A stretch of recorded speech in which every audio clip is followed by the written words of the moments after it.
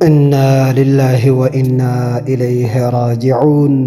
هرمين أستاذ كينيا قالي عبد الرحمن حسين أيو عاشان هل كان كليسا ميجا بركم لما ديدمي جهدو أن غرفو لربي ديمتي جرتيم أيو عاشان حار إيمانا في كبسوتو دي ربي تنفاجي جبادان أستاذ عبد الرحمن حسين ديم برسيسو بشورة حادم ما إسي بهتيدم أكما هرمين إمام Muhammadin addunyaadhaaf gumaachite kenniteen dhaloota dhufuuf seenaa isaadhaa akka inni barreessuufim akka seenaa bareedaa dhaloota dhaalchisu gootettiin Abdurrahmaan Hussein munashida qofa osoo hin taane baratee ilmi saayinsii fi ilmi islaamaan biyya tajaajilaa kan jiru addunyaadhaaf gumaachite.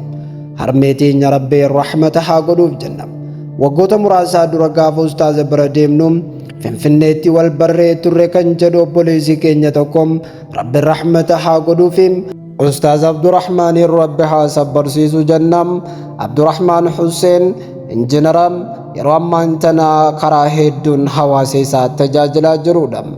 Baankii Rammis utubuu keessattiifim akkasumas munashida nashiidaan isaa akkaan urgoytuu fi namatti mi'ooytuum nashiidaa bareedaa ergaalee babbareedaa hawaasaaf dabarsitu hawaasaaf nama gumaachaa jirudha.